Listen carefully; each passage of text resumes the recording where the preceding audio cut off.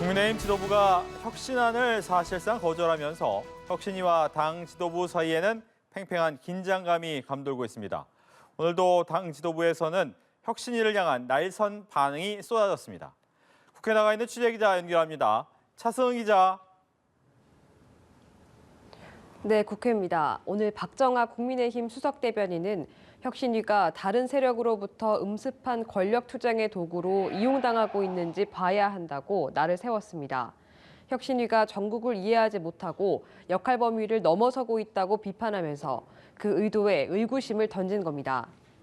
혁신위의 마지막 행보로 거론되는 비대위 카드에 대해서도 본인에게 주어진 역할과 달리 궤도를 일탈한 느낌이라고 미리 선을 그었습니다. 반면 당내에서는 혁신위에 힘을 싣는 발언이 나왔습니다. 강승규 전 대통령실 시민사회 수석은 윤석열 대통령이 혁신위의 성공을 바란다면서 혁신위의 주장이 국민들의 목소리에 더 가까이 있다고 보는 게 상식적이라고 말했습니다. 김기현 대표는 직접적인 언급을 피했습니다. 우리 당은 끊임없이 혁신해 왔고 앞으로도 계속 혁신해 가야죠.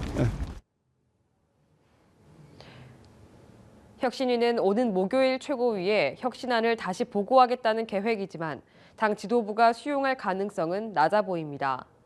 당 지도부와 혁신위 사이 갈등이 증폭되는 가운데 윤석열 지도부와 국민의힘 지도부는 오늘 비공개로 오찬을 함께 했는데요.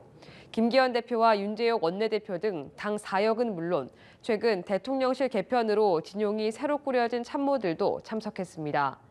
당정은 민생 정책과 예산에서 소통을 강화하는 한편 민생 문제의 시급성을 고려해 야당의 협조도 구하기로 했는데요. 최근 엑스포 유치 불발로 상처 입은 부산 민심을 달래기 위해 가덕도 신공항과 북한 개발 등 지역 발전과 글로벌 국제 허브 도시 특별법 제정 등의 논의도 함께 이루어진 것으로 알려졌습니다. 더불어민주당으로 가보겠습니다. 요즘 연일 당 안팎에서는 이재명 대표 취재에 대한 비판이 나오고 있습니다. 오늘도 이낙연 전 대표가 이재명 대표를 겨냥한 발언을 내놨다고요?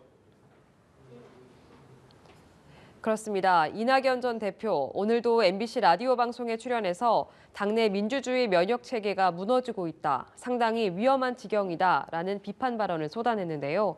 당내 민주주의 억압의 주체로는 리더십, 즉 이재명 대표와 강성 지지층을 꼽았습니다. 신당 창당에 문을 열어둔 이 전 대표는 당원들의 출당 청원에 대해서는 당이 결정하면 따라야지라고 말했는데요. 김부겸, 정세균 전 총리와의 연대설에 대해서는 아직 거기까지는 안 되고 있다고 선을 그었습니다. 이상민 의원의 탈당을 둘러싸고 개파 간 갈등도 커지는 모습입니다. 조응천 의원이 이상민 의원의 탈당을 비판한 친명계를 겨냥해 학교폭력 가담자라고 표현한 것이 불씨가 됐는데요. 친명계에서는 조응천 의원은 이재명 대표를 피투성이로 만들었다, 당과 동지를 팔고 떠난 분께 비판도 못하는 탈당 옹호자가 정상이냐, 이런 비판이 쏟아졌습니다. 이런 가운데 이재명 대표는 SNS에 배제의 정치가 아닌 통합과 단결의 정치가 필요하다는 글을 올리며 당내 갈등을 봉합하려는 모습입니다. 이 대표는 누구나 다양한 의견을 표명할 수 있어야 한다며 상대의 의견에 과민 반응할 게 아니라 민주적 토론을 만들어가는 게 민주당다운 모습이라고 적었습니다. 지금까지 국회에서 전해드렸습니다.